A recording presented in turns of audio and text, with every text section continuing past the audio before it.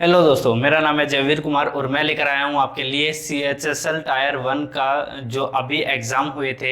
7 जून को जो एग्ज़ाम हुआ था 12:30 की शिफ्ट में, जो कि 12:30 से 1:30 बजे तक जो एग्ज़ाम चला था, उसमें जो मैथ आया था मैं उसका सॉल्यूशन लेकर आया हूं। तो चलिए भाई स्टार्ट करते हैं पहले क्वेश्चन से। पहले क्वेश्चन में भाई 2 वर्ष के लिए 20% की ब्याज दर से ऋण पर दी गई किसी राशि के चक्रवृद्धि ब्याज और साधारण ब्याज के बीच का अंतर 80 रुपए है, तो वह धनराशि कितनी है। भाई देखिए, भाई 20% की दर है, तो 20% को हम क्या लिखते हैं भाई 1/5।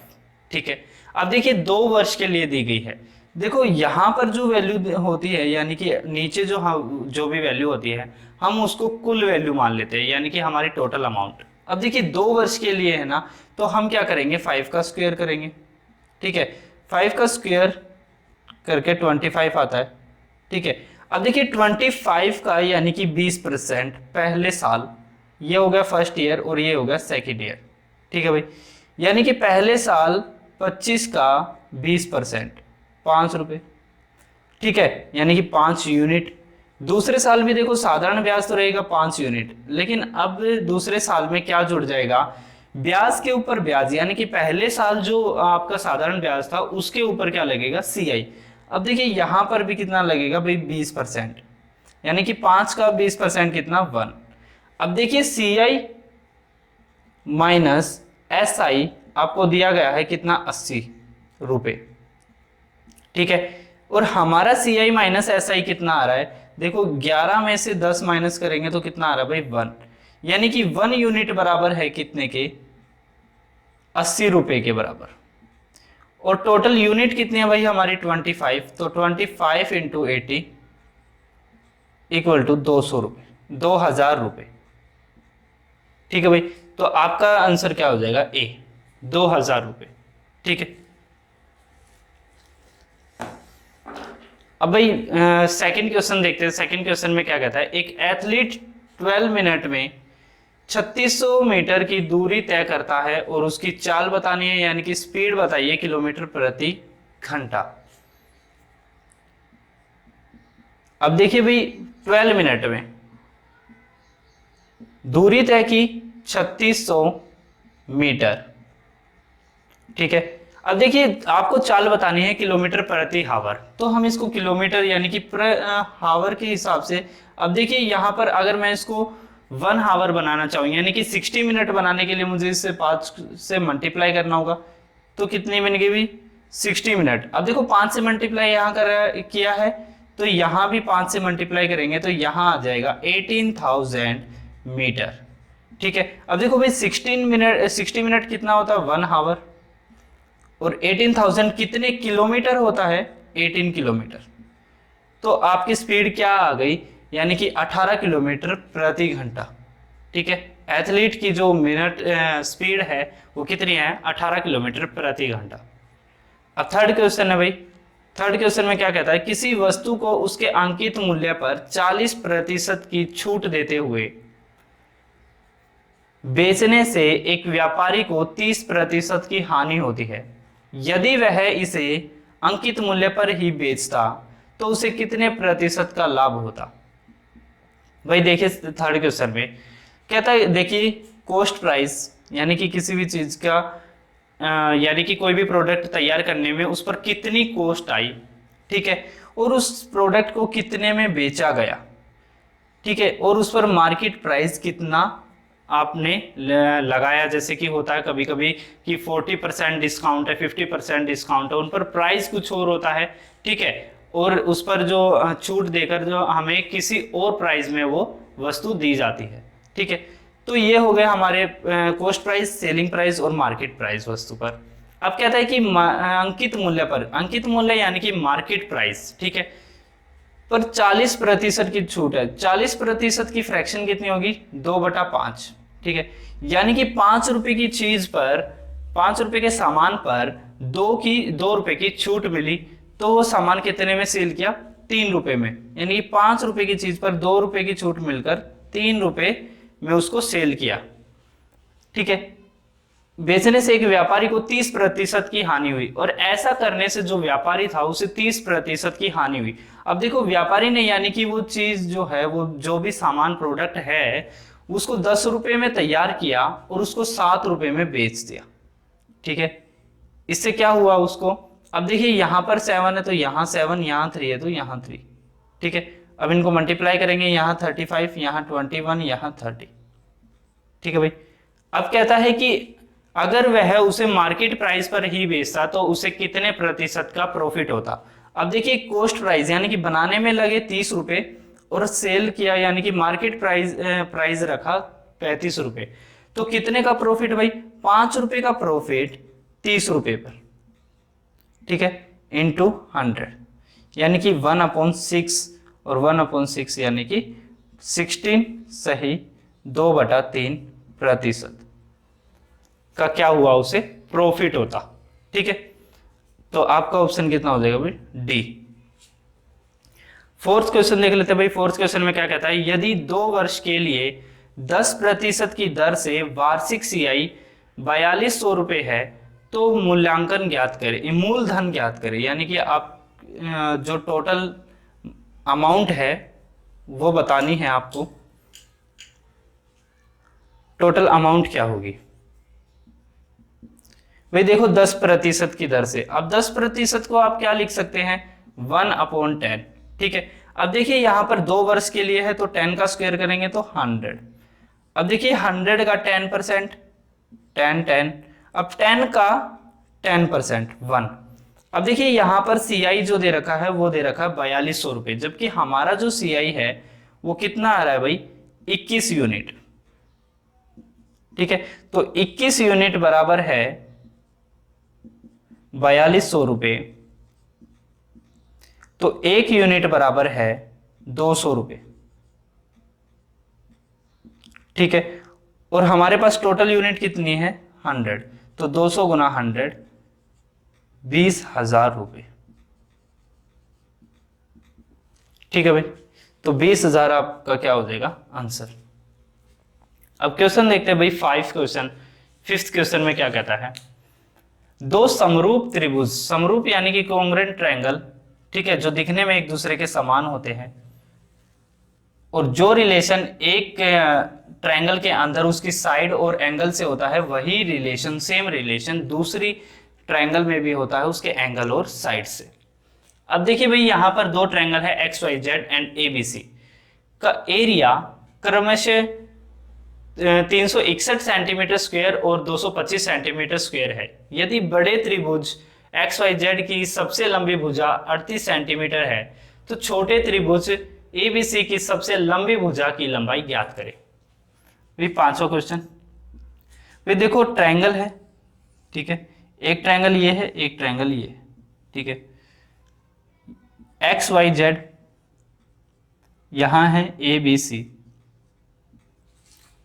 अब देखिए भाई कहता है कि इसकी जो सबसे लंबी भुजा है यानी कि हाइपोटेन्यूस है वो है 38।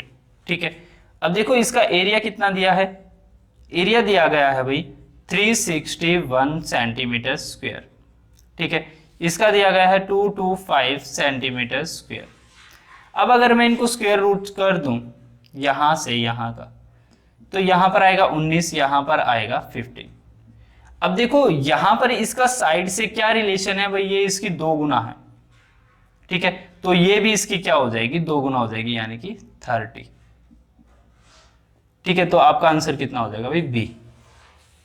ठीक है भाई, अब 6th क्वेश्चन देखते हैं। 6th क्वेश्चन में क्या कहता है, एक पेन की कीमत में पहले 15% की वृद्धि हुई और बाद में बिक्री में कमी आने के कारण कीमत में 20% की कमी हुई। पेन के अंतिम मूल्य में शुद्ध परिवर्तन ज्ञात करें। ठीक है भाई,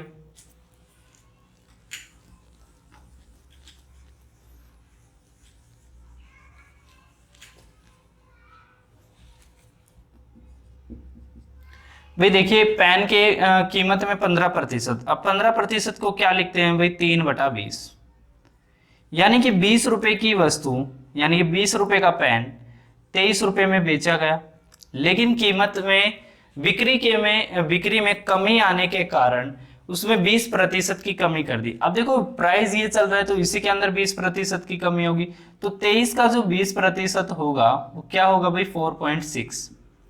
ठीक है, अब देखो 4.6 की इसके अंदर कमी करेंगे तो कितना होगा 18.4।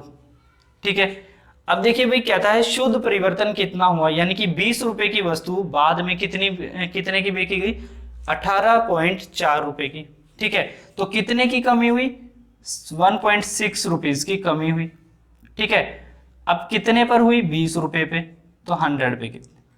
ठीक है, अब देखिए भाई यहां से कितना आएगा 5, टोटल आएगा 8 रुपए, यानी कि 8%। ठीक है, अब देखिए भाई यहां पर आपको पता है कि कमी हो रही है, कमी हुई है तो -8%।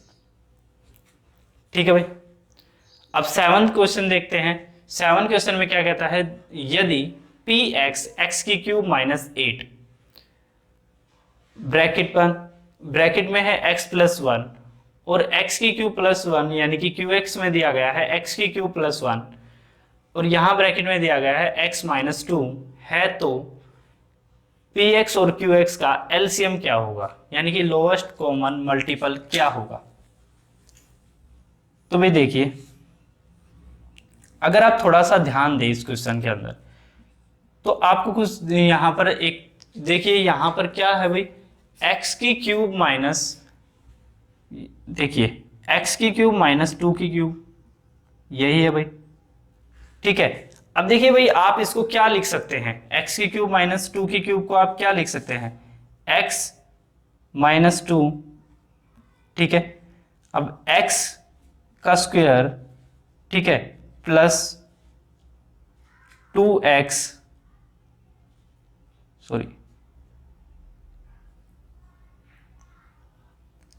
और +4,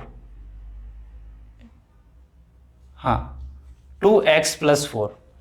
ठीक है, आप ये लिख सकते हैं यहां पर, और दूसरे में क्या लिख सकते हैं भाई, देखो यहां पर आपने क्या किया भाई x की क्यूब +1 की क्यूब, अगर हम यहां पर भी ऐसा ही करें x की क्यूब +1 की क्यूब, तो भी देखो यहां पर क्या आएगा x + 1। ठीक है, अब देखिए यहां क्या आएगा x² - x + 1। ठीक है, तो अब देखिए ये चारों के चारों फॉर्मेट कहां पर आपको दिख रहे होंगे, आपको जिस भी ऑप्शन में दिखे ये चारों के चारों, वही आपका क्या होगा लोएस्ट कॉमन मल्टीपल होगा। तो आपके पास एक ही ऑप्शन है ए, जहां पर ये चारों के चारों अवेलेबल है। ठीक है भाई, अब डी क्वेश्चन यानी कि 8th क्वेश्चन देखते हैं भाई, निम्न का मान ज्ञात करें। मान क्या भाई, देखो हमें सिंप्लीफिकेशन का एक क्वेश्चन दिया है। इस क्वेश्चन में हम क्या करेंगे, हमें सबसे पहले छोटी वाली ब्रैकेट को सोल्व करना है, यानी कि हम पहले इस ब्रैकेट को सोल्व करेंगे, देन हम बड़ी वाली ब्रैकेट को सोल्व करेंगे। तो जब बड़ी ब्रैकेट को सोल्व करेंगे तो 2 3 6 6 में से 9 में से 6 जाएगा तो कितना आएगा भाई 3, तो इधर आ जाएगा 3 × 0.5 + 5। अब आप देखेंगे कि भाई आपको क्या करना है, इनका मल्टीपल करना है और प्लस करना है और माइनस कर देना है 11.5 से, तो इधर 11.5 आएगा, इधर आएगा 6.5 और आपका आंसर कितना आएगा भाई 5। तो ए आपका क्या हो जाएगा भाई आंसर। भाई 9 क्वेश्चन में ग्राफ है इसलिए यहाँ बन नहीं पाता, इसलिए मैं अभी रेज करूंगा तब यहाँ पर 9 क्वेश्चन करवा दूंगा। अभी मैं करवा देता हूँ भाई 10 क्वेश्चन। ठीक है,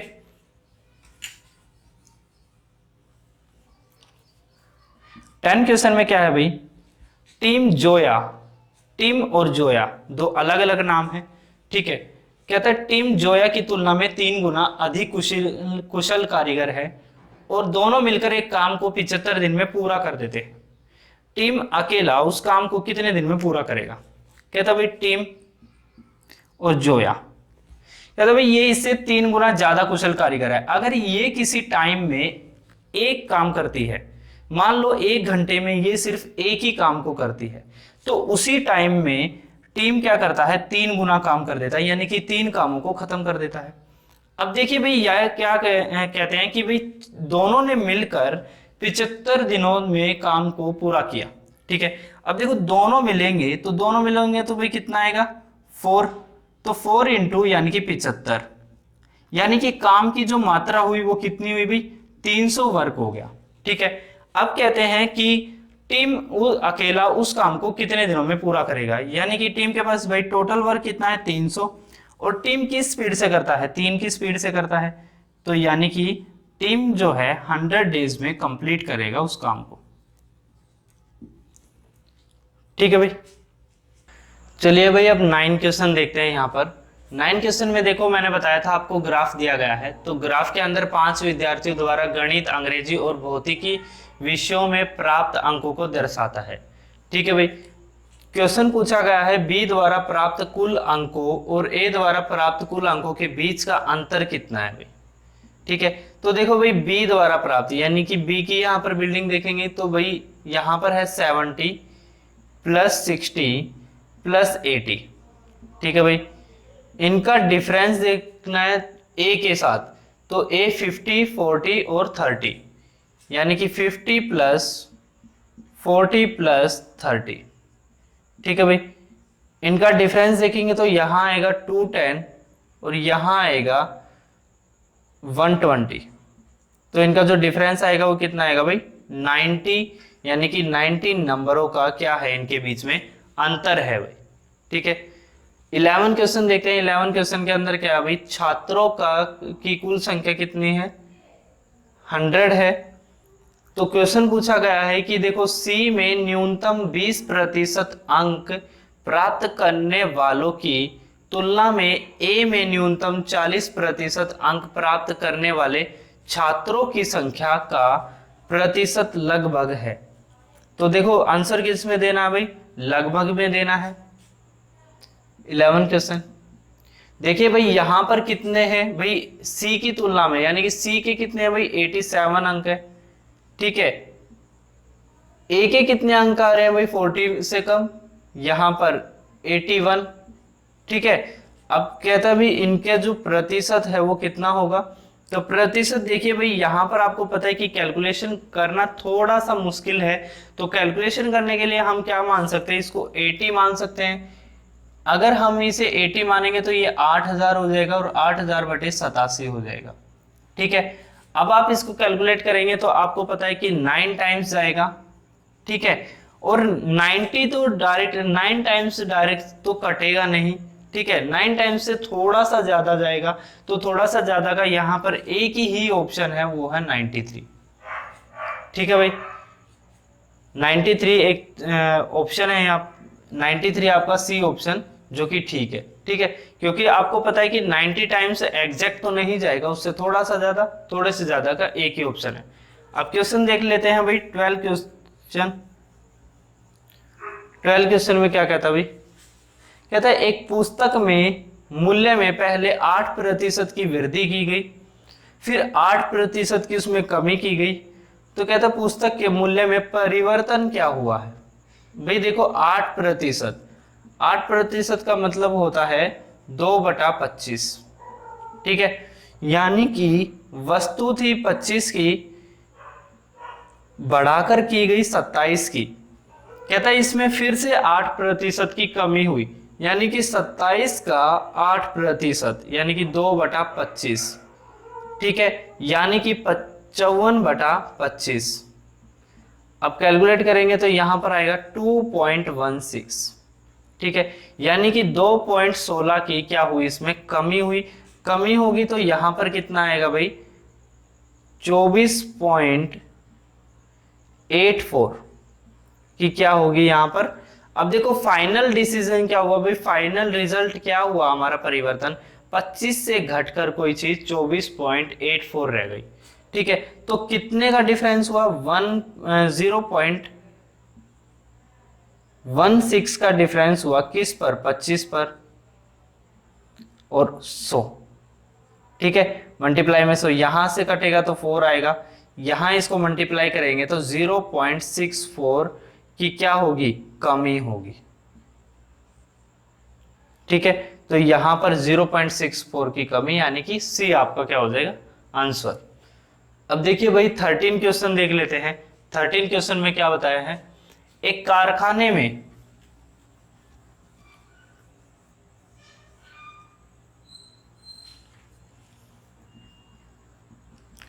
कहता भाई एक कारखाने में सभी श्रमिकों का प्रति व्यक्ति औसत वेतन 8,850 है।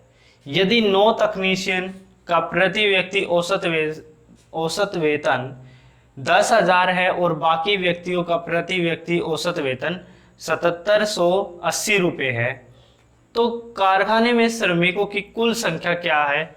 अब ये भी बताना है हमें लगभग में। ठीक है भाई, सीएचएसएल के एग्जाम में ऐसा ही होता है कि लगभग में आंसर हमें मिलते हैं, हमें एग्जैक्ट जो हमें टफ क्वेश्चन दिए जाते हैं उनमें हमें जो आंसर देने पड़ते हैं वो अप्रोक्सीमेट में देने पड़ते हैं। ठीक है, तो भाई यहाँ पर देखिए, भाई देखो यानी कि जो श्रमिकों की संख्या वो कितनी होगी, 9 यहाँ पर है और x में प्लस में बच गए हैं, तो 9 + x अगर हम रखें तो कोई दिक्कत तो नहीं है भाई। अब कहता है कि भाई इन श्रमिकों का जो औसत वेतन है वो कितना है, 8850। ठीक है, अब कहता है कि 9 तकनीशियनों का कितना है भाई, 9 × 10,000 यानी कि 90,000। ठीक है, प्लस करेंगे भाई x वेतन कितना है यहां पर, यानी कि 7780x। ठीक है भाई, अब यहां पर आप कैलकुलेट करेंगे तो आपको इससे मल्टीप्लाई करना होगा। ठीक है, मल्टीप्लाई आप करेंगे तो पहले x की वैल्यू, देन x की वैल्यू के अंदर आप 9 प्लस करेंगे। ठीक है, एक तो मेथड भाई ये है, ये थोड़ा कैलकुलेशन बेस्ड है। अब दूसरा तरीका हम क्या लगा सकते हैं कि जब हमें आंसर अप्रोक्सीमेट ही देना है तो क्या मैं इन वैल्यूज को अप्रोक्सीमेट वैल्यू मान लूं? अगर अप्रोक्सीमेट वैल्यू मैं मान लेता हूं, देखो यहां पर भी मुझे पता है ये 4 डिजिट है, ये भी 4 डिजिट है, ये भी, यानी कि अगर मैं इसे 4 डिजिट कर दूंगा तो ये भी एक छोटा नंबर बन जाएगा। ठीक है, तो मैं क्या करता हूं, 1000 से सबको डिवाइड कर देता हूं, एक अप्रोक्सीमेट वैल्यू मान लेता हूं। देखो ये यहीं पर लिख देता हूं। ठीक है, अप्रोक्सीमेट वैल्यू क्या मान लेता हूं, देखो यहां पर 1000 से डिवाइड करने के बाद 8.8 आएगा, यानी कि ये वैल्यू 9 के इक्वल आएगी। ठीक है, तो ये वैल्यू मैं ऐसे ही रहने देता हूं। ठीक है, यहां पर देखो 9 + x। ठीक है, अब ये वैल्यू मैं 9 के इक्वल ही ले रहा हूं। ठीक है, 9 के इक्वल ही इसलिए लिया क्योंकि मैंने सारी ये जितनी भी यहां पर मेरे को वैल्यूज दी गई थी इनको मैंने 1000 से डिवाइड कर दिया। 1000 से डिवाइड करने के बाद ये एग्जैक्ट 10 बन गया, ये 7.7 बना, ये 8.8 समथिंग बना। तो इनको मैंने एक अप्रोक्सीमेट वैल्यू मान लिया। भाई 8.8 है तो 9 के पास है। ठीक है, अब देखिए यहाँ पर 90,000, यानी कि 90,000 नहीं होगा, अब 9 तकनीशियनों की, यानी कि 9 तकनीशियन होंगे और उनकी जो वैल्यू होगी वो 10 होगी, यानी कि 10 उनकी मैंने एवरेज ली है। ठीक है, अब यहां पर जो एवरेज है देखो 7.7 समथिंग बनेगा, तो यहां पर 8x आएगा। ठीक है, अब इनको कैलकुलेट करना आसान हो गया। देखो इतनी बड़ी कैलकुलेशन से अच्छा है हम इस कैलकुलेशन को सोल्व करें। अब यहां पर कितना आएगा, 81 + 9x, यहां पर आएगा 90 + 8x। ठीक है, अब इसको इधर लेकर जाएंगे, इसको इधर लेकर जाएंगे तो x की वैल्यू आएगी भाई 9। ठीक है, x की वैल्यू 9, तो 9 + 9 कितना हो गया भाई, 18। ठीक है, तो हमारे जो श्रमिकों की संख्या है यानी कि नंबर ऑफ लेबर्स है वो कितने हैं भाई, 18। ठीक है भाई, अगर आप इससे भी सोल्व करेंगे कंप्लीटली सोल्व, तब भी आपका जो आंसर बनेगा वो यही बनेगा। ठीक है, तो आप ऐसे कर सकते हैं कि जब भी आपको कैलकुलेशन यानी कि ऐसी बड़ी वैल्यूज दी गई हो तो आप अप्रोक्सीमेट मानने के लिए इनको ऐसे मान सकते हैं। ठीक है, तो 14 क्वेश्चन देखते हैं भैया। अब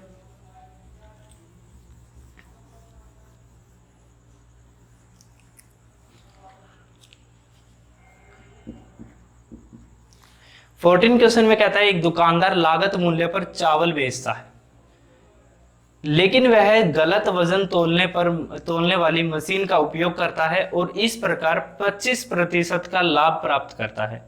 ज्ञात करें कि 1 किलो में कितने ग्राम चावल वह दे रहा है। ठीक है भाई, बेईमान दुकानदार है, यानी कि कहता है कि भाई मेरे पास 1 किलोग्राम चावल है। ठीक है, यानी कि 1000 ग्राम चावल है, उनको मैं किसी कॉस्ट पर दे रहा हूं। ठीक है, कॉस्ट पर दे रहा हूं तो देखो यहाँ पर मुझे प्रॉफिट हो रहा है, यानी कि 4 का प्रॉफिट 5 पर कमा रहा हूं मैं। यानी कि कोई चीज मैंने, आपको पता है ना कि 25% लाभ का मतलब क्या होता है कि एक 1/4 यानी कि 4 की चीज पर मैं 5 का क्या कमा रहा हूं, लाभ कमा रहा हूं। अब देखो लाभ यानी कि 1000 ग्राम दूंगा तभी तो लाभ होंगे ना, ठीक है ना। लेकिन वो क्या कर रहा है, वो रेट नहीं बढ़ा रहा है, वो अपनी जो क्वांटिटी जो दे रहा है किसी को, उस क्वांटिटी को थोड़ा कम कर ले रहा है। अब देखो क्वांटिटी कितने की है, अगर क्वांटिटी पूरी देगा तो 5 के हिसाब से देगा भाई, पूरी दे रहा है तो 5 ग्राम 5 वैल्यू को देगा। 5 वैल्यू यानी कि कितने ग्राम, 200 ग्राम, ठीक है। लेकिन दे कितना रहा है, 4 के हिसाब से, तो 4 यानी कि 800 ग्राम भाई। 5 यानी कि अगर हम 5 से डिवाइड करेंगे तो यानी कि 1 यूनिट हमारे कितने बनकर आएगा, 200 ग्राम, और 4 यूनिट 800 ग्राम। यानी कि जो दुकानदार है वो 25% लाभ कमाने के लिए 800 ग्राम चावलों को दे रहा है, ठीक है।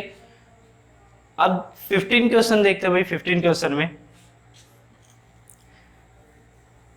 भाई ऐसे क्वेश्चन 15 जो क्वेश्चन है वो मैं काफी करवा चुका हूं अपनी क्लासेस में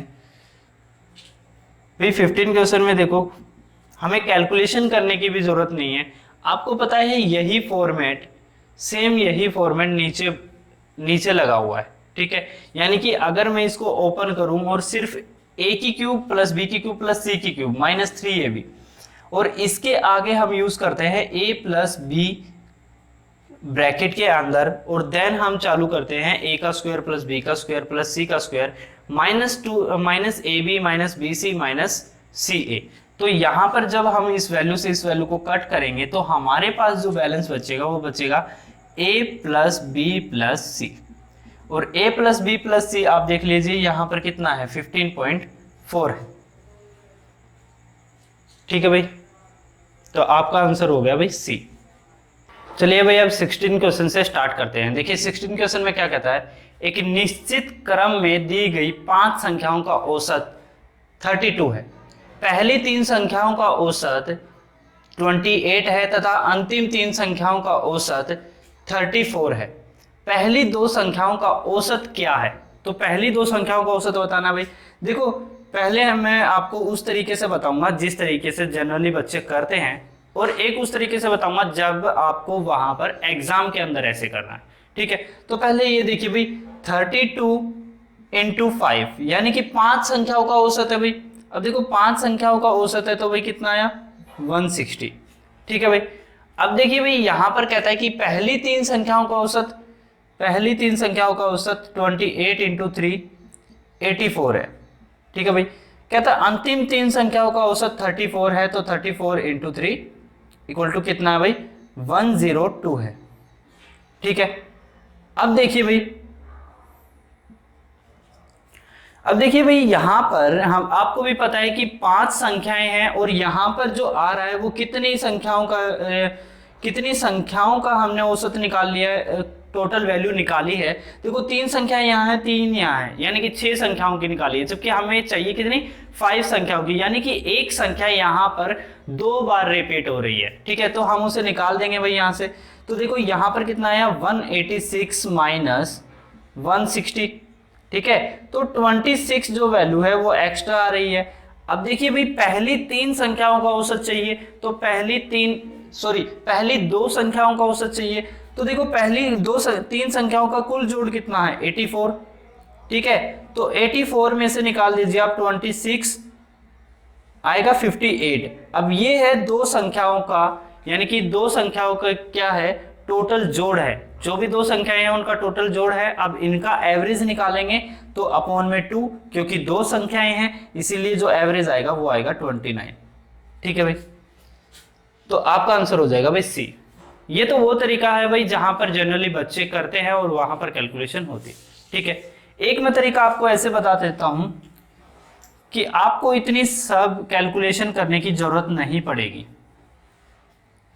अगर ना भी समझ में आए तो कोई बात नहीं, लेकिन सीख लीजिए, हो सकता है कि कहीं दूसरे एग्जाम में ऐसे क्वेश्चन आ सकते हैं। देखिए भाई यहाँ पर भाई पहले कह रहा है भाई 5 संख्याओं का औसत कितना है 32। अब देखिए औसत होता क्या है, जैसे मैं आपसे पूछूं कि भाई पहले नेचुरल नंबर में पहले 3 संख्याओं का औसत बताइए, तो 3 संख्याओं का औसत देखो 1, 2 और 3, ठीक है। औसत का मतलब होता है तीनों का जोड़ और अपोन में जितनी संख्याएं हैं उतना। तो तीनों संख्याओं में यहाँ आएगा 6/3 कट कर आएगा 2। तो यानी कि 2 आपने नोटिस किया होगा कि 2 यहाँ भी है और यहाँ भी है, यानी कि मिडल नंबर जो होता है वही हमारा क्या होता है, एवरेज होता है। जैसे कि मान लो आप ने 10 कोई भी संख्याएं जोड़ी, ठीक है, जब भी आप परसेंटेज निकालते हैं या फिर आपने 5 चीजों में कोई भी अंक प्राप्त किए, आपने कहा कि मेरी एवरेज जो है 60 है, जैसे आपने कोई भी 5 सब्जेक्ट के अंदर मार्क्स लिए हैं, ठीक है, तो आप कहते हैं कि मेरी एवरेज जो है वो 60 है, यानी कि उस 60 का मतलब क्या है कि या तो आपके 60 से थोड़ा ज्यादा है या 60 से थोड़े कम है, लेकिन लगभग सबके कितने हैं, 60 के अप्रोक्स है। तो ऐसा ही हम यही करेंगे कि भाई आपको पता है कि जो पहले जो 5 अंक है उनका जो एवरेज दी गई है, औसत दिया है वो 32 है भाई, ठीक है, यानी कि कोई संख्या 32 से थोड़ी ज्यादा होगी तो थोड़ी कोई होगी 32 से थोड़ी कम, ठीक है। अब कहता है कि भाई पहली 3 संख्याओं का जो औसत है वो 29 है, भाई यहां पर 28 है, सॉरी, ठीक है, यानी कि इन संख्याओं में भी बीच का अंक जो है वो 28 के आसपास है, ठीक है। अब देखिए भाई यहां पर जो अंक, यहां पर जो 3 बाकी की बची हुई है वो उनका जो औसत है वो 34 है। अब यहां पर देखिए औसत का मतलब बीच का अंक भी हमारा औसत होता है, ठीक है। जब भी हम किसी 2 नंबरों की या 3 नंबरों की या जितने भी नंबर की वैल्यू निकालते हैं, उस सीरीज के अंदर जो बीच का, यानी कि जो भी बीच का वर्ड होता है वही हमारा क्या होता है, औसत होता है, यानी कि इतना ही उसके उधर और इतना ही उसके इधर। जैसे कि मैं 10 नंबर कोई भी लिखूं तो उसमें जो बीच का नंबर होगा वही हमारा एवरेज आता है, ठीक है। अब देखिए यहां पर क्या है भाई, यहां पर आपको 2 चीजें दिख रही होंगी कि इधर तो अगर मैं इधर 34 लिखूं, ठीक है, क्योंकि एवरेज दिया गया है इन 3 नंबरों का, तो एवरेज यहां पर 34 है और यहां देखो 2 बढ़ रहा है लेकिन इधर 4 घट रहा है। और बात किसकी है कि एक निश्चित क्रम में है, ठीक है, निश्चित क्रम में ऐसे नंबर चले हुए हैं। तो देखिए जब भी आप इधर, मान लीजिए आप इधर जितने बढ़ रहे हैं, ठीक है, तो अब उसी क्रम में इसको चलाइए, यानी कि यहां पर आएगा 36, ठीक है। और यहां देखो घट रहा है, तो घट रहा है तो यहां पर कितना आएगा भाई 30 और यहां कितना आएगा 28, ठीक है। अब देखो 28 एवरेज का मतलब क्या हुआ कि 20 से कम भी नहीं गया कोई भी नंबर, यानी कि इन तीनों को प्लस कर लेना और तीनों को प्लस करके अगर आप तीनों 3 से इसको भाग करेंगे तो आपकी एवरेज 28 ही आएगी। अब देखिए भाई एवरेज की बात हुई थी यहां पर, तो पहले 2 नंबरों का एवरेज क्या है, अब पहले 2 नंबरों का मिडल नंबर क्या आएगा 28 और 29, ठीक है। तो पहले 2 नंबरों का मिडिल नंबर क्या है 29, तो यही आपकी क्या है भाई एवरेज। अगर थोड़ा बहुत नहीं समझ में आया तो कोई बात नहीं, लेकिन इस आप थोड़ा बैक करके देखना और सोचना कि मैंने बताया क्या है आपको, ठीक है। अब क्वेश्चन देखते हैं भाई 17 क्वेश्चन, ठीक है। 17 क्वेश्चन में क्या कहता है भाई,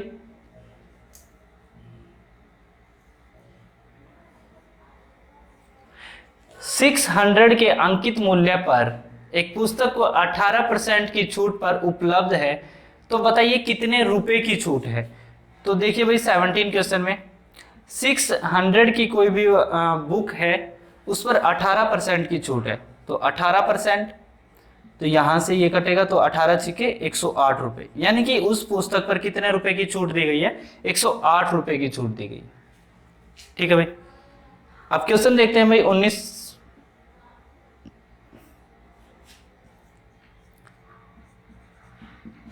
19 नंबर क्वेश्चन में क्या है कि देखो यहां पर एक आपको डायग्राम दिया गया है, इस डायग्राम का आपको एरिया निकालना है, ठीक है। एरिया कैसे निकालेंगे भाई, देखो यहां पर जो बना हुआ है वो रेक्टेंगुलर बना हुआ है, एक इधर एक इधर, ठीक है। तो 2 रेक्टेंगुलर बने हुए हैं, तो पहले दोनों का एरिया निकाल लेते हैं भाई। 3 है और 3 है, अब देखिए ये 3 यहां पर भी ऐड होगा और यहां पर भी ऐड होगा, तो लेंथ कितनी हो जाएगी 9 हो जाएगी और ब्रेथ कितनी हो जाएगी 3 हो जाएगी, तो टोटल एरिया कितना आएगा 27। अब देखो 27 तो एक का आया ना, और यहां पर कितने हैं, 2 हैं, तो 27 इंटू 2 57, 54 सॉरी, ठीक है। अब देखिए 54 तो हमारा हो गया टोटल, लेकिन आप एक बात गौर करेंगे कि जो एरिया हमने यहां पर कवर किया वही एरिया हमने इस तरफ से भी कवर किया, ठीक है। तो यानी कि एक ही एरिया आपने 2 बार कवर किया। अब एक बात यहां ध्यान करना कि ये जो लाइन बनी ये भी बनी 3 सेंटीमीटर, ये भी लाइन कितने की बनेगी 3 सेंटीमीटर, ये भी लाइन कितने की बनेगी 3 सेंटीमीटर, और ये भी लाइन कितने की बनेगी 3 सेंटीमीटर। तो आप देख पाएंगे कि यहां पर जो मिडल में जो हमें माइनस करना है वो एक स्क्वायर है, तो स्क्वायर माइनस करना है भाई, यानी कि स्क्वायर का एरिया क्या होता है a का स्क्वायर, तो a का स्क्वायर यहाँ पर 3 है, तो 3 का स्क्वायर 9, ठीक है। तो अब 54 में से 9 माइनस करेंगे तो 45 सेंटीमीटर स्क्वायर, ठीक है भाई, यानी कि 45 सेंटीमीटर स्क्वायर डी आपका आंसर हो जाएगा, ठीक है। अब 20 क्वेश्चन देखते हैं।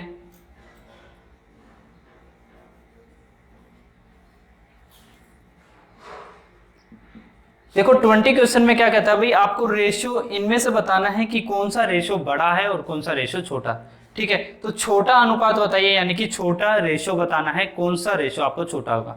अगर आपको रेशियो में नहीं समझ आता है तो आप इसको फ्रैक्शन में कन्वर्ट कर सकते हैं, यानी कि पहली फ्रैक्शन है 3/4 और दूसरी है 1/2, तीसरी है 2/5 और चौथी है 1/3। देखो अब फ्रैक्शन में आपको सबसे छोटी फ्रैक्शन बतानी है भाई, सबसे छोटी फ्रैक्शन कौन सी होगी। अपनी क्लास में मैं कई बार ये चीजें करवा चुका हूं और बेसिक से भी करवा चुका हूं। देखिए सबसे पहले आप क्या कीजिए, अगर आपको फ्रैक्शन को सबसे छोटा कराना है, यानी कि पता करना है कि कौन सी फ्रैक्शन छोटी है, तो आप इन सब का क्या ले लीजिए भाई, एलसीएम ले लीजिए, ठीक है। क्योंकि यहाँ पर जो नैनोमीटर और डेनोमीटर का जो डिफरेंस है वो अलग अलग है। अगर डिफरेंस समान होता तो जो वैल्यू बड़ी वो वैल्यू बड़ी, जो वैल्यू छोटी वो वैल्यू छोटी। तो यहाँ पर आप एलसीएम लेंगे तो यानी कि 60 आपका एलसीएम आ जाएगा, तो 60 से आप क्या कर दीजिए, यहाँ पर मल्टीप्लाई करिए, ठीक है। 60 से आप मल्टीप्लाई करेंगे तो 60 से मल्टीप्लाई करेंगे तो यहां आएगा भाई 20, ठीक है। यहां आएगा 24, यहां आएगा 30, यहां आएगा 45। तो यानी कि जो सबसे वैल्यू, यानी कि सबसे आपको छोटा अनुपात निकालना था, यानी कि सबसे छोटी फ्रैक्शन जिसकी वैल्यू सबसे छोटी आई है वो छोटी, जिसकी वैल्यू सबसे बड़ी आई है वो सबसे बड़ी, ठीक है। तो यहाँ पर छोटी पूछा था भाई, तो छोटी यानी कि 1:3 आपकी सबसे क्या है, छोटी, यानी कि ए आपका क्या हो जाएगा, ऑप्शन हो जाएगा, ठीक है भाई। अब 18 क्वेश्चन देखते हैं भाई। 18 क्वेश्चन में क्या कहता है, 18 क्वेश्चन में दी गई है आपको एक तालिका, ठीक है। इस तालिका में आपको बताना है कि तालिका एक कंपनी द्वारा 1992 की पहली 6 माही के दौरान उत्पादित सभी 4 प्रकार के स्कूटरों की कुल संख्या दर्शाती है। तो कहता है कि भी किस महीने में सभी प्रकार के स्कूटरों का उत्पादन सबसे कम हुआ। तो देखो सभी प्रकार के यानी कि XYZ प्रकार के स्कूटर है, यहाँ पर देखो आप 90, यहाँ पर 90 उत्पादन हुआ, जबकि और जगह सबसे कम हुआ। तो यहाँ पर यानी कि जून महीने में जो है उत्पादन सबसे कम हुआ, तो यहाँ पर आपका ऑप्शन हो जाएगा भाई बी, ठीक है भाई। अब क्वेश्चन देखते हैं 21 क्वेश्चन।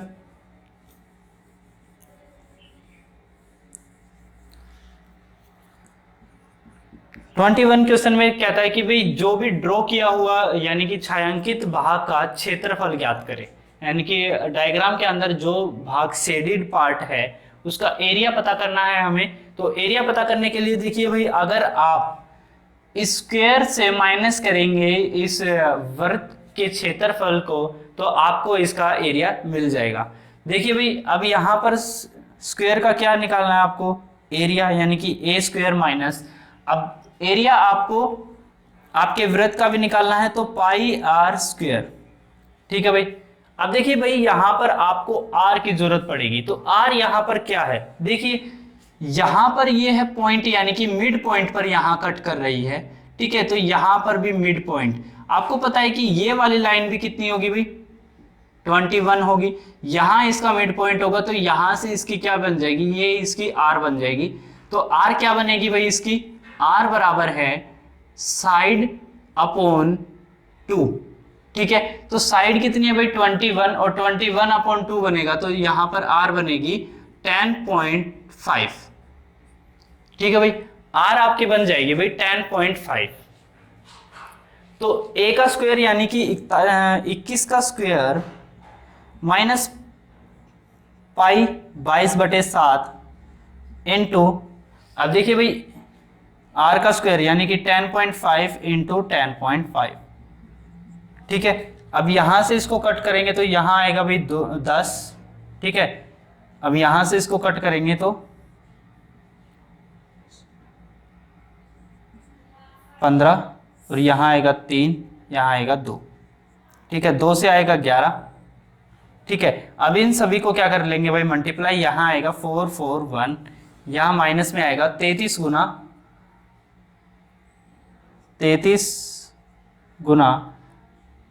10.5। ठीक है, पॉइंट हटाएंगे 10 यहाँ रखेंगे तो 33 से इसको मल्टीप्लाई करेंगे भाई 150 165 65 33 एकम 33 अप्रोक्सीमेट यही आएगा भाई। ठीक है, कैलकुलेशन में तो यही आएगा। 5 से करेंगे तो 5 दूनी और 5 1 5 2 21 या 63 3 6 63 और 3 6 69 अपॉन में 2 तो 2 3 जा 6 2 4 जा 2 6 जा 0.5 यानी कि 346.5। ठीक है भाई, आपका जो आंसर आया वो कितना आया भाई 346.5, यानी कि 346.5 को आप इसमें से माइनस करेंगे तो आपका आंसर आ जाएगा और आपका आंसर यहां पर कितना आएगा 94 - 5। ठीक है भाई,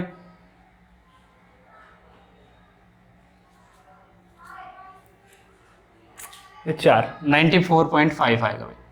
माइनस करेंगे तो देखो कैसे भाई, यहां से पॉइंट से माइनस करेंगे तो 0.5, यहाँ बचेगा 10 में से 4 को -6 को माइनस करेंगे तो 4 और यहाँ बचेगा 3 से एक कैरी करेंगे तो यहाँ पर 13 में से 4 को माइनस करेंगे तो आएगा 9। ठीक है, तो 94.5 आपका आएगा आंसर। ठीक है भाई, अब 22 क्वेश्चन देखिए भाई। 22 क्वेश्चन में क्या कहता है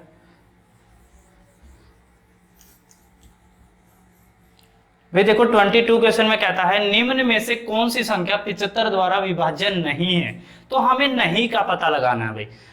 देखो यहाँ पर 75 से भाग देने की कोई जरूरत नहीं है। ठीक है, हम क्या करेंगे भाई 75 के जितने भी फैक्टर हैं, देखो 25 गुना 3। ठीक है, तो यानी कि 25 किससे भाग होगा, यानी कि 5 से भाग होगा। तो जो संख्या 5 और 3 से दोनों से भाग नहीं होगी वही संख्या 75 से भी भाग नहीं होगी। ठीक है, यानी कि देखो भाई यहाँ पर जितने भी ऑप्शन है तो 5 से तो हर एक भाग हो रहा है, क्योंकि देखो यहाँ पर यूनिट डिजिट 5 है और यूनिट डिजिट 0 भी है, तो 5 से तो हर एक नंबर भाग हो रहा है। ठीक है, तो 3 से कौन सा नंबर भाग नहीं हो रहा है ये चेक करना है। तो भी देखो यहाँ पर 9 बन रहा है, 9 बन रहा है, 12 बन रहा है, ये हो जाएगा। 9 बन रहा है, 9 बन रहा है, 12 बन रहा है, ये भी हो जाएगा। 7 यहाँ पर बनेगा 9।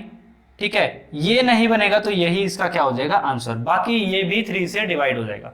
ठीक है, ठीक है बच्चों, तो 75 से हमें डिवाइड करने की कोई भी जरूरत नहीं है।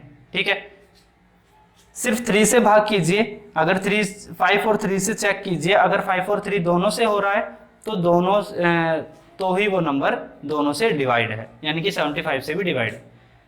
अब देखिए भाई यहां पर 23 क्वेश्चन देखते हैं। 23 में क्या दिया गया भाई, a square minus 2ab plus b square. ठीक है, तो अब देखिए भाई इसका ऑप्शन क्या बनेगा। ये आपको पता है कि ये किसका फॉर्मूला है, a माइनस बी का होल स्क्वायर। अब देखिए भाई a माइनस बी करेंगे तो a माइनस बी करेंगे तो भाई यहां पर आएगा 5 और 5 का स्क्वायर होगा भाई 25।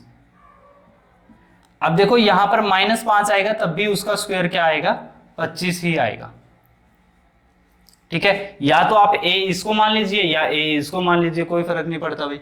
ठीक है, क्योंकि माइनस की वैल्यू का अगर आप स्क्वायर करते हैं तो प्लस में ही आंसर बनता है।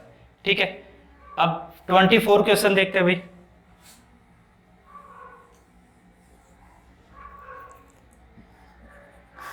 24 क्वेश्चन में कहता है एक अर्ध गोलाकार कटोरे की आधार की जो परिधि है वो 132 सेंटीमीटर है, तो कटोरे की धारिता क्या होगी, यानी कि वॉल्यूम क्या होगा उस कटोरे का। ठीक है, तो एक बाउल है, हाफ बाउल। ठीक है, अब देखिए भाई अर्ध गोलाकार कटोरा, यानी कि एक कटोरा है हमारे पास ये। ठीक है, अब इसकी धारिता पता लगाना है, तो आपको पता है इसकी जो आर होती है वो क्या होती है भाई,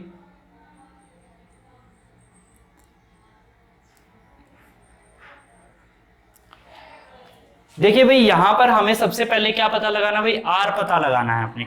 ठीक है, तो आर पता लगाने के लिए हमारे पास आधार की परिधि दी गई है। ठीक है, यानी कि आधार का परिमाप दिया गया है। आधार का परिमाप होता है 2 पाई आर बराबर है 132 सेंटीमीटर।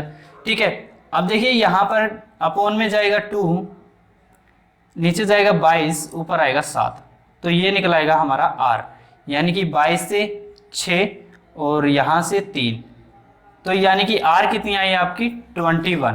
ठीक है, अब कहता है कटोरे की वॉल्यूम क्या होगी, तो वॉल्यूम होता है भाई कटोरे का 2/3 पाई आर स्क्वायर, यानी कि 22/7 गुना आर का स्क्वायर, यानी कि देखो यहां लिख देता हूं मैं, वॉल्यूम बराबर है 2/3, हाफ है तो 2/3 इंटू पाई आर की क्यूब, सॉरी भाई स्क्वायर बोल दिया, क्यूब आएगी। ठीक है, तो यहाँ पर 21 इंटू 21 इंटू 21। ठीक है, तो यहाँ से देखिए 7 3 से 7 3 21 कट जाएगा। अब यहाँ पर देखिए भाई वॉल्यूम कितना आएगा, देखो यहाँ पर आप यूनिट डिजिट का यूज कर सकते हैं। कैसे, लास्ट में 1 है तो 1 ही रहेगा, यहाँ आके 2 हो जाएगा और 2 2 जा 4 आएगा, तो यानी कि जिसका भी यूनिट डिजिट 4 होगा वही हमारा क्या हो जाएगा, आंसर हो जाएगा। ठीक है, तो बी आपका क्या हो जाएगा भाई, आंसर हो जाएगा। अब 25 क्वेश्चन देखते हैं भाई। 25 क्वेश्चन में क्या है, आपको सही का चयन करना है। देखिए जो वैल्यू इसमें सही है, इसका ऑप्शन है आपका ए ऑप्शन। ठीक है, ये फॉर्मूले होते हैं, यानी कि ट्रिग्नोमेट्री में जो फॉर्मेट होते हैं, तो इस स्क्वायर यानी कि 1 + tan स्क्वायर बराबर होता है हमेशा sec स्क्वायर प्लस a के। ये सब क्यों होता है, कैसे होता है, ये आपको मेरी क्लास में पता चल जाएगा, क्योंकि वहां मैं पूरा एक्सप्लेन करके बताता हूँ। ठीक है, तो भाई ये थे आपके 25 क्वेश्चन जो कि आपके आए थे 7 जून को 12:30 PM से 1:30 PM की जो एग्जाम हुआ था उसी में आपके ये क्वेश्चन आए थे। तो आशा करता हूँ भाई आपको पसंद आए होगी जो भी क्वेश्चन हैं। अगर आपका किसी भी क्वेश्चन के प्रति कोई भी डाउट है तो आप कमेंट करके पूछ सकते हैं। और भाई जिस भी बच्चे के पास अगर अलग शिफ्ट से कोई भी एग्जाम हो, उसकी PDF अगर आपके पास है तो मैं आपको डिस्क्रिप्शन में मैं मेल डाल दूंगा अपनी। ठीक है, और ना भी लिखी जाए तो आप पता कर लेना। देखो मैं यहाँ पर मेल लिख देता हूँ अपनी जीमेल, आप मुझे PDF अपनी शेयर कर देना ताकि मैं उनके क्वेश्चन भी यहाँ पर करवा सकूँ। ठीक है, तो मेल रहेगी मेरी जयवीर कुमार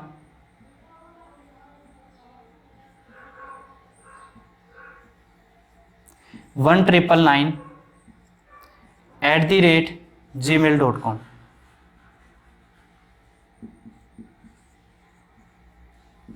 ठीक है भाई, ये मेरी मेल है, यहाँ पर आप शेयर कर देना जो भी आप एग्जाम अभी दे रहे हैं या फिर आपने कोई भी एग्जाम दिया है अपने आसपास में, जैसे 2 दिन पहले, 4 दिन पहले या महीना पहले, और आपके पास उसकी PDF है तो आप प्लीज शेयर करिए। ठीक है, और इस वीडियो को शेयर कर देना भाई उन सभी बच्चों के पास जो भी SSC वगैरह की तैयारी कर रहे हैं। सो आज के लिए thank you for watching my video.